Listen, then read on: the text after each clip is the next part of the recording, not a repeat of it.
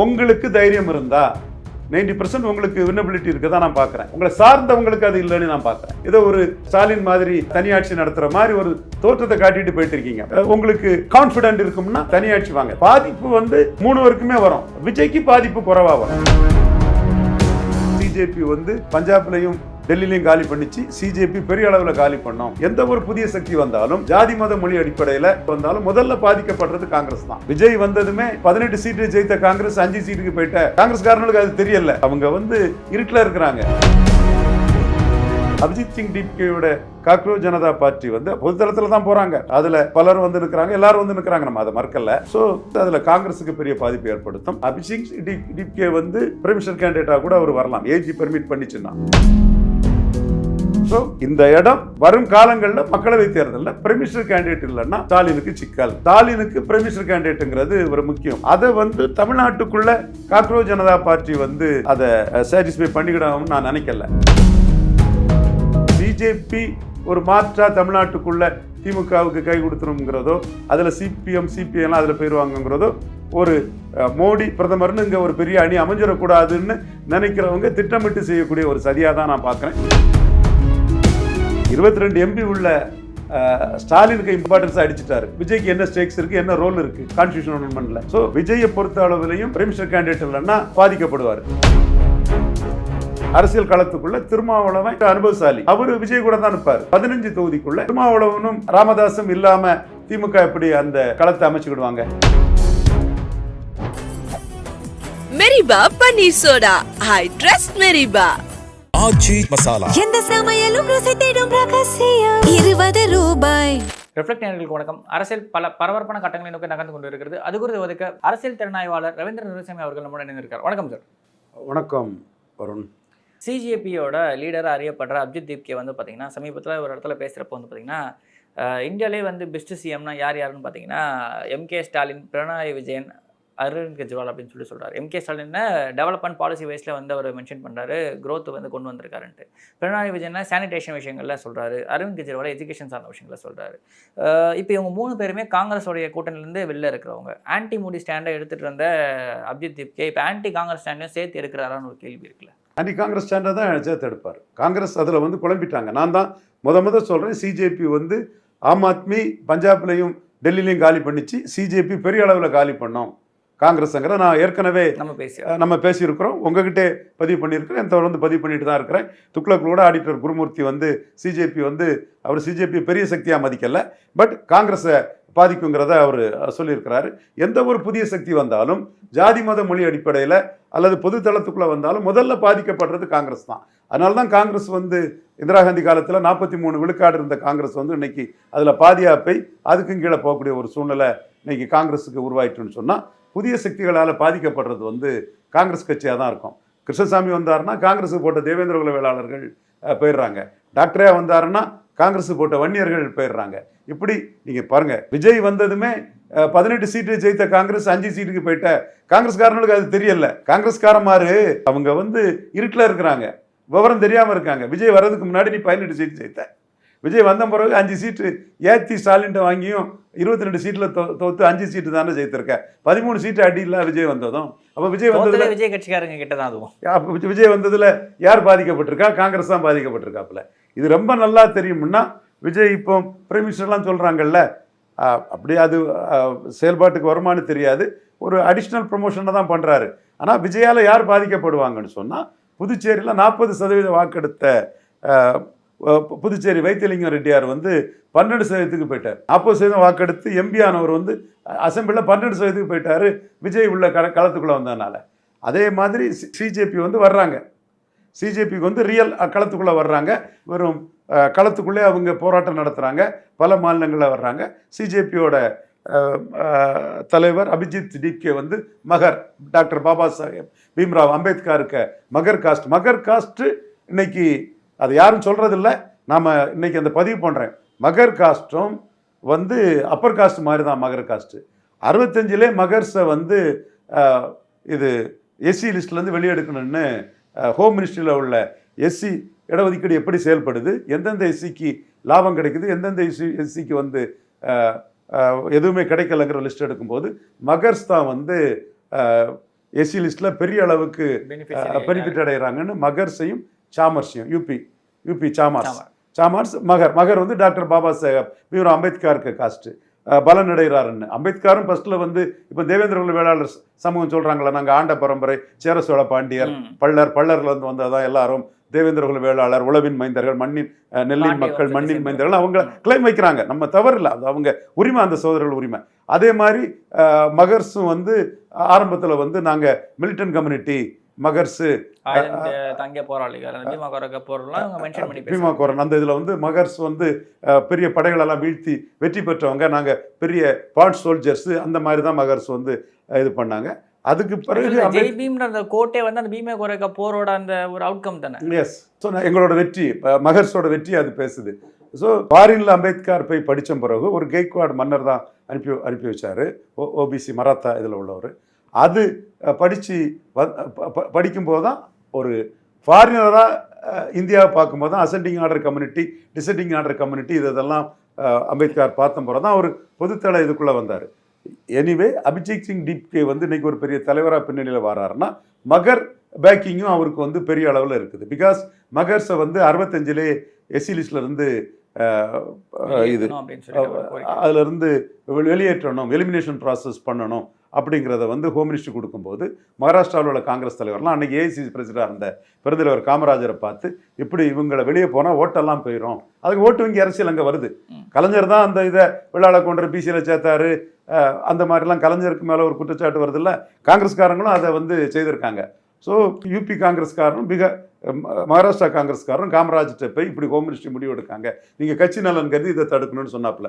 65 மகர்ஸையும் சாமர்ஸையும் SC லிஸ்ட்டில் இருந்து வெளியேற்றணும்னு சொல்லும்போது இன்னைக்கு வந்து 35 வருஷம், அதில் 25-60 வருஷம் அவங்க எஸ்சி லிஸ்ட்டில் இருந்து வெளியேற்றப்பட வேண்டிய ஒரு சமூகம் எஸ்சி லிஸ்ட்டுக்குள்ளே இருக்குது. இப்போ நீங்கள் யாருமே இதை சொல்ல முடியாத ஒரு சூழ்நிலை அரசியல் களத்துக்குள்ளே இருக்குது. அந்த கம்யூனிட்டியில் இருந்து வரக்கூடிய அபிஜித் சிங் டிப்கே எஸ்சியை பொறுத்த அளவில் காங்கிரஸ் பாஜகவில் காங்கிரஸுக்கு வாக்கு அதிகம், அப்பர் காஸ்டில் பிஜேபிக்கு அதிகம், ஓபிசியில் பிஜேபிக்கு அதிகம், ட்ரைபல்ஸில் பிஜேபிக்கு அதிகம். ஸோ அபிஜித் சிங் டிப்கேயோட காக்ரோச் ஜனதா பார்ட்டி வந்து பொதுத்தளத்தில் தான் போகிறாங்க, அதில் பலரும் வந்து நிற்கிறாங்க, எல்லாரும் வந்து நிற்கிறாங்க, நம்ம அதை மறக்கல. ஸோ இவங்க வந்து நிற்கும்போது அதில் காங்கிரஸுக்கு பெரிய பாதிப்பு ஏற்படுத்தும். அபிஜித் டிப்கே வந்து பிரைம் மினிஸ்டர் கேண்டிடேட்டாக கூட அவர் வரலாம், ஏஜி பெர்மிட் பண்ணிச்சுன்னா வரலாம் அந்த இதில், அல்லது அவங்க அமைப்பிலிருந்து யாரும் கூட வரலாம் போது அதுக்கு கம்யூனிஸ்டோட ஆதரவை எதிர்பார்க்கலாம், சிபிஎம் பினராயி விஜயன் ஆதரவை எதிர்பார்க்கலாம். இங்கே வந்து கம்யூனிஸ்ட்டு சிஜேபி ஸ்டாலின் அந்த மாதிரி ஒரு இதை இது பண்ணலாம். அரவிந்த் கெஜ்ரிவால் ராகுல் காந்திக்கு எதிராக தான் இருக்கார், அவருக்கு வந்து லாபம் தான். எனக்கு இந்த இடத்துக்குள்ள ஸ்டாலினுக்கு நஷ்டம்னு நினைக்கிறேன், நான் மோடி நன்மைக்காக தான் சொல்கிறேன். ஸ்டாலினுக்கு நன்மையும் மோடி நன்மை கூட அடங்கி இருக்குது.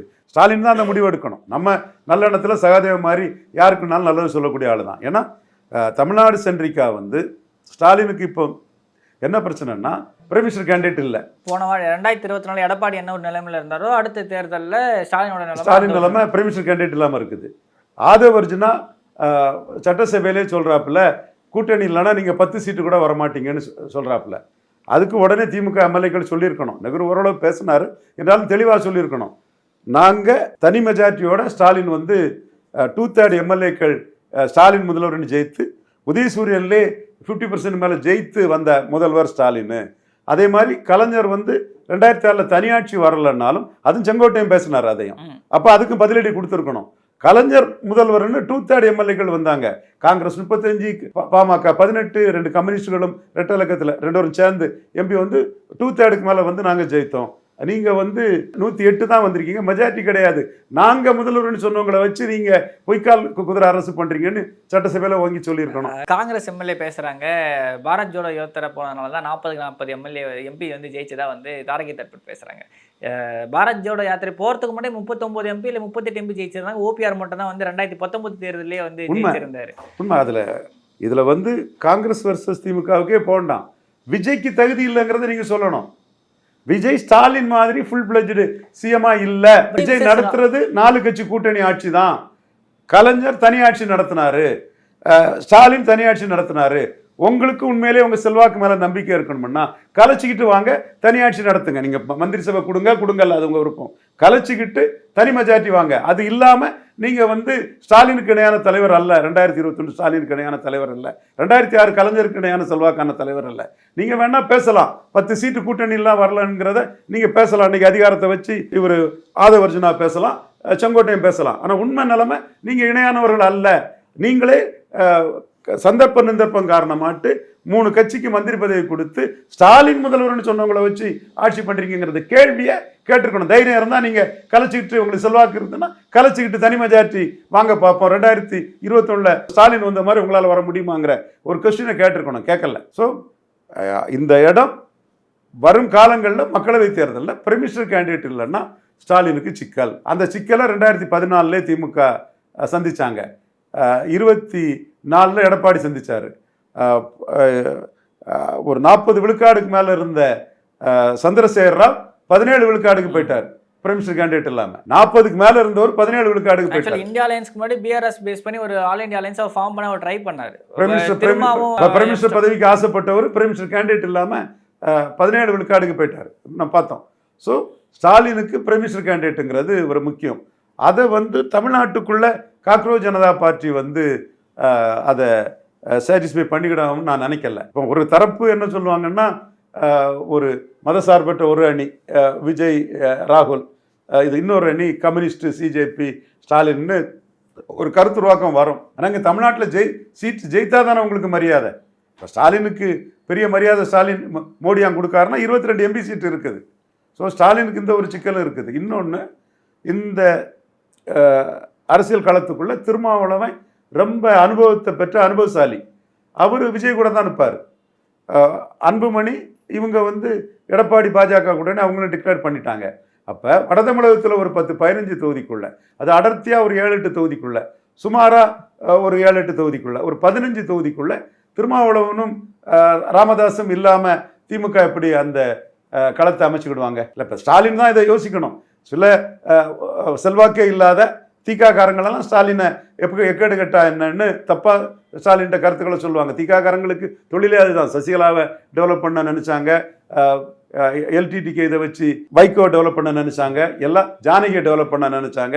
எல்லா கட்டத்திலுமே திமுகவுக்கு எதிராக தான் அவங்க நிற்பாங்க. இப்போவும் அவங்க வந்து ஒன்றும் சக்தி இல்லைன்னு விஜய் காட்டிட்டார். கோர்ட்டுக்கு தான் போயிட்டு இருக்காங்க. அது தடையை மீற முடியல, பலம் இல்லை திகாவுக்கு.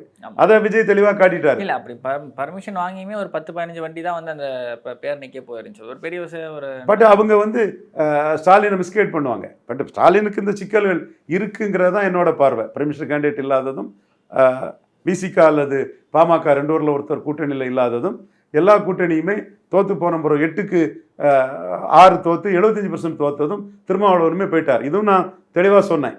திருமாவளவன் அவர் போலித்தனமாக இருக்கிறாரு, பொய்யா சொல்கிறாரு, திமுக அவருக்கு ஆப்ஷனே கிடையாது, விஜய்கிட்ட செட்டில் ஆகிடுவார் நான் சொன்னேன். மூணு மாதத்துக்கு முன்னே சொன்னேன். அவர் தெளிவாக வந்து விஜய்கிட்ட செட்டில் ஆகிட்டார். திமுக கூட்டணியும் அவர் இதாகலை. ஸோ சிஜேபி ஒரு மாற்றா தமிழ்நாட்டுக்குள்ளே திமுகவுக்கு கை கொடுத்துருங்கிறதோ, அதில் சிபிஎம்லாம் அதில் போயிடுவாங்கங்கிறதோ, ஒரு மோடி பிரதமர்னு இங்கே ஒரு பெரிய அணி அமைஞ்சிடக்கூடாதுன்னு நினைக்கிறவங்க திட்டமிட்டு செய்யக்கூடிய ஒரு சதியாக தான் நான் பார்க்குறேன். பட் அதை முறியடிக்க வேண்டியது இருக்குது. இப்போ இன்னொரு இடத்துல என்னென்னு பார்த்தீங்கன்னா, இந்த பக்கம் காங்கிரஸ் விஜயோட அலையன்ஸே வந்து ஸ்ட்ராங்காக இருக்கான்னு கேட்டால் ஒரு மிகப்பெரிய ஒரு ஹைப்போதெட்டிக். ஏன்னா அமைச்சர்கள் பல பேர் வந்து பேசுகிறாங்க, விஜய் வந்து ஃபியூச்சர் பிஎம் அப்படின்ற ஒரு ஆஸ்பெக்ட் வச்சு தான் வந்து பல அமைச்சர்கள் பேசுகிறாங்க. யாரோ ஒருத்தர் பேசியிருந்தா புகழ்ச்சிக்காக பேசுகிறாங்க அப்படின்னு சொல்லலாம். திருப்பி அதை பண்ணிகிட்டே இருக்காங்க. வட இந்திய ஊடகங்களில் பெய்டு நரேஷன்ஸ் போது லட்சக்கணக்கில் செலவு பண்ணி தாவிக ஆதரவாளர்கள் விஜய் அங்கே ப்ரொமோட் பண்ணுறாங்க. பாஜக முதல்வர்களை தாண்டி, காங்கிரஸ் முதல்வர்களை தாண்டி, ராகுல் காந்தியை விட வந்து விஜய் சிறந்த மனிதர்னு சொல்லிட்டு ப்ரொமோட் பண்ண ட்ரை பண்ணுறாங்க அப்படின்ற விஷயங்கள் நம்மளால் பார்க்க முடியுது. அதெல்லாம் விட பெரிய விஷயம் என்னன்னு பார்த்தீங்கன்னா, காங்கிரஸோட பொதுக்குழு கூட்டம், செயற்குழு கூட்டம் நடக்குது. மாணிக்கம் தாக்கூர் பேசர், யாரெல்லாம் வந்து 2029 ராகுல் காந்தியை வந்து பிரைம் மினிஸ்டராக பார்க்கணும்னு நினைக்கிறீங்களோ அவங்க மட்டும் உட்காருங்க, இல்லை வெளில போய் டிக்கெட் எடுத்துகிட்டு பஸ்ஸுக்கு போங்க, சினிமாவுக்கு போங்க, எங்கேயோ போங்க அப்படின்ற மாதிரி ஒரு பேசர். எல்லா கூட்டம் அப்படி கலைஞ்சு போயிடுது.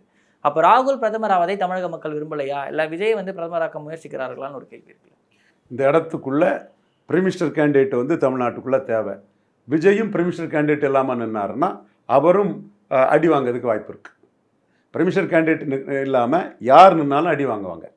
ஸ்டாலின் நின்னா அடி வாங்குவார், எடப்பாடினா அடி வாங்குவார், விஜயும் பிரைம் மினிஸ்டர் கேண்டிடேட் இல்லாமல்னா கண்டிப்பாக அடி வாங்குவார். ஏன்னா இப்போ ரீசெண்டாக நடந்த அந்த இன்டர்ஸ்டேட் மீட்டிங்கில் வந்து பார்த்தீங்கன்னா அமித்ஷா முன்னிலையில் இவர் பேசுகிறப்ப அந்த 543ன்ற வார்த்தையை சிவகுமார் சொல்கிறாரு, சதீஷன் சொல்கிறாரு. ஆனால் விஜய் அவர்கள் பேசுகிறப்ப இந்த டீலிமிட்டேஷன் வார்த்தையில் வந்து பார்த்தீங்கன்னா அந்த விகிதாச்சாரம் பற்றின பேசினாரே தவிர்த்து அந்த 543ன்ற நம்பரை இன்சிஸ்ட் பண்ணவே இல்லை. அப்புறம் ஆதவர்ஜனை வச்சு ஒரு ஐடி விங் வச்சு ஒரு இன்னும் 2 மணி நேரத்தில் அவர் மாற்றினாலும் என்ன ஆக போகுது? அவர் இதுனாலும் சரி எது சொன்னாலும் என்ன வேல்யூ இருக்குது விஜய் சொல்கிறதுக்கு? 22 எம்பி உள்ள ஸ்டாலினுக்கு இம்பார்ட்டன்ஸை சட்டசபை தீர்மானம் அமித்ஷாக்கிட்ட ஒன்று பேசி அந்த இம்பார்ட்டன்ஸை அடிச்சிட்டாரு. விஜய்க்கு என்ன ஸ்டேக்ஸ் இருக்குது, என்ன ரோல் இருக்குது கான்ஸ்டியூஷன் அமெண்ட்மெண்ட்டில் சொல்லுங்கள்? ஒரு ராஜ்யசபாவையும் காங்கிரஸ் கொடுத்துட்டாரு, இவருக்கு வரக்கூடிய ஒரு ராஜ்யசபாவையும் காங்கிரஸ் அக்ரிமெண்ட் பண்ணி கொடுத்துட்டாரு. ஸோ விஜயை பொறுத்த அளவிலையும் பிரைம் மினிஸ்டர் கேண்டிடேட் இல்லைன்னா பாதிக்கப்படுவார். அது அவருக்கும் தெரியும். இப்போ ஒரு அடிஷ்னல் ப்ரொமோஷனுக்காக ப்ரொமோஷன் பண்ணிகிட்டு இருக்கிறாரு. பிரைம் மினிஸ்டர் கேண்டிடேட் இல்லைன்னா எடப்பாடினாலும் பாதிக்கப்படுவார், கலைஞர்னாலும் பாதிக்கப்படுவார், விஜய்னாலும் பாதிக்கப்படுவார். இதில் விஜய்க்கு பாதிப்பு குறைவாக இருக்கும், ஸ்டாலினுக்கு பாதிப்பு ஹெவியாக இருக்கும், எடப்பாடிக்கு பாதிப்பும் ஹெவியாக தான் இருக்கும். ஆனால் எடப்பாடி அதை புரிஞ்சுக்கிட்டாரு. அதனால தான் அமித்ஷா வந்து பார்க்குறாரு, இது டீலிமிட்டேஷனில் தெளிவாக இருக்கிறாரு. இன்னும் சொல்ல போனால் எடப்பாடி வன்னியர்களின் பெருந்தலைவராக இருக்கிறதுனால வன்னியர் கம்யூனிட்டி எந்த தலைவரையும் பேக் பண்ணாத அளவுக்கு மக்களவை தேர்தலையும் சட்டமன்ற தேர்தலையும் பேக் பண்ணதுனால சீட் கன்வர்ஷனுக்கு பாமகவும் தேவைங்கிற சூழ்நிலை, பாமகவும் தங்களுக்கு சீட் கன்வர்ஷனுக்கு அதிமுக தேவைங்கிறல ஒருத்தருக்கு ஒருத்தர் அதை புரிஞ்சிருக்கிறாங்க. அந்த காமன் ஓட் பேங்கை ஷேர் பண்ணக்கூடிய அதிமுகவும் பாமகவும் புரிஞ்சுக்கிட்டு இருக்காங்க. ஸோ பாமக எடப்பாடியாரை இவங்க சௌமியா அன்புமணி அம்மையார் அவங்க பாராட்டி பேசுறதெல்லாம் அவங்க வந்து அல்டிமேட்டாக அவங்களோட மொதல் ஆப்ஷன் எடப்பாடி அலையன்ஸுங்கிறதெல்லாம் தான் இருக்குது. ஸோ எடப்பாடிக்கு வந்து அலையன்ஸ் ஆப்ஷனாவது பாமக இருக்குது.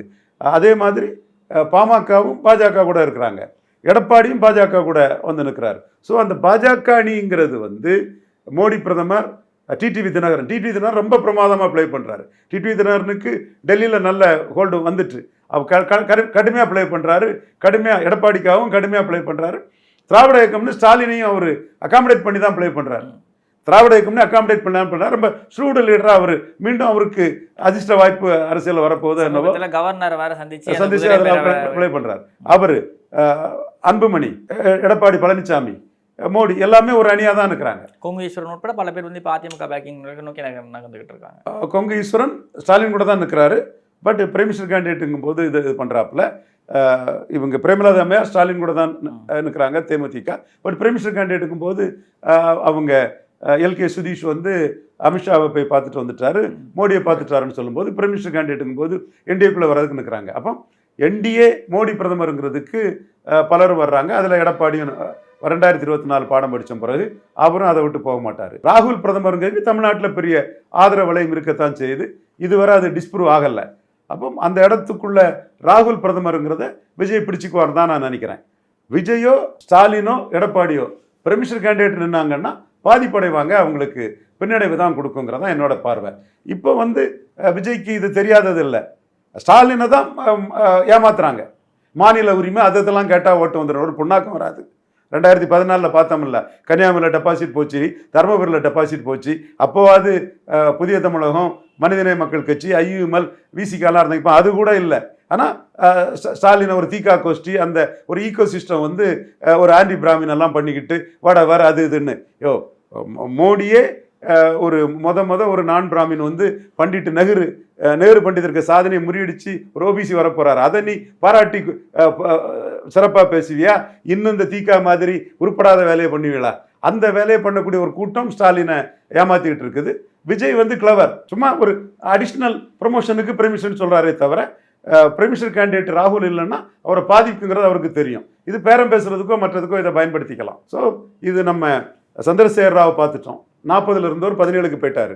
2 முறை ஆட்சியில் இருந்தார்ல, 40 விழுக்காடு தெலுங்கானா ஆரம்பிச்சதுலேருந்து 2 வாட்டி கண்டினியூஸாக இருந்தார். 40 விழுக்காடு செல்வாக்கில் இருந்தவர் பிரைம் மினிஸ்டர் கேண்டிடேட் இல்லாமல் 17க்கு போயிட்டாரு. அதே மாதிரி கலைஞர் பிரைம் மினிஸ்டர் கேண்டிடேட் இல்லாமல் எல்லாமே ஸ்வீப் பண்ணவர், பெரிய லெவலில் வந்தவர் பிரைம் மினிஸ்டர் கேண்டிடேட் இல்லாமல் 14 பிரைம் மினிஸ்டர் கேண்டிடேட் இல்லாமல் பல இடங்களில் ஈஸ்வரனுக்கு கீழே, பாஜக கீழே எல்லாம், பாமக கீழே அவங்க 2 சீட்டு ஜெயித்தாங்க, 1 சீட்டு கூட ஜெயிக்கல. அந்த அளவுக்கு கீழே போயிட்டாங்க. இப்போ வந்து கூட்டணியும் இல்லை, வட தமிழகத்தில் உள்ள விசிகாவும் இல்லை, ரொம்ப மோசமான நிலைமையில ஸ்டாலின் போவார். இதெல்லாம் இது வந்து இந்த ஒரு ஊடகத்தில் பெர்செப்ஷன் பொலிட்டிக்ஸை பண்ணிட்டு இருக்கக்கூடிய ரியல் பொலிட்டிக்ஸுக்கு மாறான அந்த ஊடகத்தில் அந்த வியூஸுக்காக இதுக்காக பண்ணுவாங்களா அவங்க வந்து தப்பான பொய்யான தகவலை சொல்லுவாங்க. இதுதான் உண்மை நிலைமை. அடுத்து எடப்பாடி 2024 சந்திச்சிட்டாரு. ஸோ இந்த 3 பேரில் பிரமிசர் கேண்டிடேட் இல்லாமல் போனால் பாதிப்பு வந்து 3 பேருக்குமே வரும். விஜய்க்கு பாதிப்பு குறைவாக வரும். இது விஜய்க்கும் தெரியும், விஜய் சுற்றி இருக்கவங்களுக்கும் தெரியும். ஒரு அடிஷ்னல் ப்ரொமோஷனுக்காக சொல்கிறாங்க, அது தப்பு இல்லை. ஒருவேளை 2014 இவங்க அம்மையார் ஜெயலலிதா அவர்கள் ஜெயிச்ச மாதிரி வந்து பிரைம் மினிஸ்டர் கேண்டிடேட்டே போடாமல் வெறும் ஸ்டேட் ரைட்ஸ் மட்டும் அந்த ஸ்டேச்சர் விஜய்க்கு வரல. இன்னும் 2-3 எலெக்ஷன் வந்தால் வரும். இப்போ அந்த ஸ்டேச்சர் அவருக்கு இருக்கும்னு சொன்னால் முதல்ல அவர் தன் நம்பிக்கை இருக்கும்னா ராமகிருஷ்ண ரெட்டி மாதிரி கலைச்சிக்கிட்டு தனியாட்சி வரட்டு. நீங்கள் ஸ்டாலின் முதல்வர்னு சொன்ன 13 பேரை நம்பி ஆட்சி பண்ணுறீங்க. ஸ்டாலின் முதல்வர்னு சொன்ன 13 பேரை நம்பி நீங்கள் வந்து முழுமையான ஒரு முதல்வராக இல்லை. ஒரு கொலிஷன் கவர்மெண்ட்டில் கம்பல்ஷனில் ஸ்டாலின் முதல்வர்னு சொன்ன 13 பேரை நம்பி நீங்கள் ஆட்சி அமைக்கிறீங்க. உங்களுக்கு உண்மையிலேயே செல்வாக்கு இருக்குன்னா ராமகிருஷ்ண ரெட்டி மாதிரி எங்களை கலத்தி விட்டுக்கிட்டு நீங்கள் வாங்க. நான் ஒன்றும் இப்போ உங்களுக்கு சாதகமான சூழ்நிலை இருக்குது, நான் மறுக்க வரல. இப்போ இந்த இப்போ இருக்க சாதகமான சூழ்நிலை இருக்குது. கரப்ஷன் ஃப்ரீ கவர்மெண்ட், குறைவு கரப்ஷன். பரந்தூர் நீங்கள் கொடுத்தீங்க, அதை செயல்படுத்திட்டீங்க. நீங்கள் பரந்தூர் வேண்டான்னு சொல்லி அங்கே போயிட்டு தான் வந்தீங்க. அதை வாக் த டாக், நான் மறுக்க வரல. அதில் pros and cons, losers and gainers பல தேரி இருந்தாலும், வளர்ச்சிக்கு அது இதுன்னு பலரும் சொன்னாலும், நீங்கள் வந்து விவசாயிகள் தான் ப்ரியாரிட்டி கொடுத்து சொன்னீங்க, அதை செயல்படுத்திட்டீங்க. கரப்ஷன் ஃப்ரீ கவர்மெண்ட் ஆல்மோஸ்ட் நீங்கள் கொடுக்குறீங்க. ஒரு சில இருக்குது, பழனி விஷயம், இது செக்ரட்டரியேட்டட், அதெல்லாம் இருந்தாலும் கூட டே டு டே லைஃப்பில் மக்கள் அதை உங்களை வந்து பாராட்டி சொல்லக்கூடிய நம்ம காதில் கேட்குறோம். ப்ளஸ் மும்முனை போட்டி தான் வரும். ஸோ இவங்க நல்ல சூழ்நிலை. உங்களுக்கு தைரியம் இருந்தால் 90% உங்களுக்கு வின்னபிலிட்டி இருக்க தான் நான் பார்க்குறேன். உங்களுக்கு கூட இருக்கலாம், உங்களை சார்ந்தவங்களுக்கு அது இல்லைன்னு நான் பார்க்குறேன். ஐயோ வராது வந்த மாமணி பேருமே, அடிபட்டு பேருமேன்னு நீங்கள் கம்யூனிஸ்ட் சீஃப் செக்ரட்டரியை மாற்றுங்கிறான் கம்யூனிஸ்ட். எதுக்கு சீஃப் செக்ரட்டரியை மாற்றணும்? சும்மா அர்த்தம் இல்லாமல் சண்முகம்லாம் சீஃப் செக்ரட்டரியை மாற்று. அந்த மாதிரி இதெல்லாம் நீங்கள் அவமானத்தெல்லாம் சகிச்சுக்கிட்டு அப்படியே சுனா போனால் எதுவுமே நடக்க மாதிரி அப்படியே மெயின்டைன் பண்ணிட்டு போகணும்னு சொல்லிக்கிட்டு ஏதோ ஒரு ஸ்டாலின் மாதிரி கலைஞர் மாதிரி தனியாட்சி நடத்துகிற மாதிரி ஒரு தோற்றத்தை காட்டிட்டு போயிட்டு இருக்கீங்க. முதல்ல இதிலிருந்து நீங்கள் உங்களுக்கு கான்ஃபிடென்ட் இருக்கும்னா ஹெட்டியை மாதிரி டிசால்வ் பண்ணிவிட்டு தனியாட்சி வாங்க. தனியாட்சி வந்துக்கிட்டு நீங்கள் ஜோதிபாசு கொடுக்குற மாதிரி மந்திரி சபை கொடுக்குறீங்களா, அது வேற. இப்போ வேற வழி இல்லாமல் கம்பல்ஷனில் கொடுக்குறீங்க. 2021 ஸ்டாலினுக்கு இணையானவங்க கிடையாது. நீங்கள் கோலிஷன் கவர்மெண்ட், விஜய் கவர்மெண்ட் கிடையாது, 4 பார்ட்டி கோலிஷன் கவர்மெண்ட். இதை மறைச்சிக்கிட்டு நீங்கள் பண்ணுறது வந்து முழு பூசணிக்காய சோத்தில் மறைக்கிறது. உண்மையிலே if you are confident of your popularity, dissolve பண்ணிட்டு ராமகிருஷ்ண ரெட்டி மாதிரி வாங்க. வாய்ப்பும் இருக்குங்கிறேன் உங்களுக்கு. நான் உங்களுக்கு வாய்ப்பை குறைச்சி மதிப்பிடலை. ஆனால் ஒருவேளையில் தப்பி போயிருமோ, வராது வந்த மாமனியாக கிடைச்சதெல்லாம் போயிருமோன்னு உங்களை சுற்றி இருக்கவங்கெல்லாம் அச்சப்படுறாங்க. அதான் நான் இன்னைக்கு கூட சொல்லலை, இதை நான் வந்து 3 months சொல்லிடுறேன். The battle is fought in the mind of Vijay. If you are confident, you can call for dissolution of the assembly and you can get the clear mandate. உங்களுக்கு clear mandate இல்லை, fractured mandate தான், ஹங் assembly தான் இது. Okay sir, இவ்வளோ நேரம் உங்களோட பண்ணா நேரத்தை உங்களுக்கு பார்க்க நன்றி. தேங்க்யூ. மெரிபா பன்னீர் சோடா, I trust மெரிபா. ஆச்சி மசாலா. எந்த சமையலும் ருசி தேடும் ரகசியம். 20 ரூபாய்.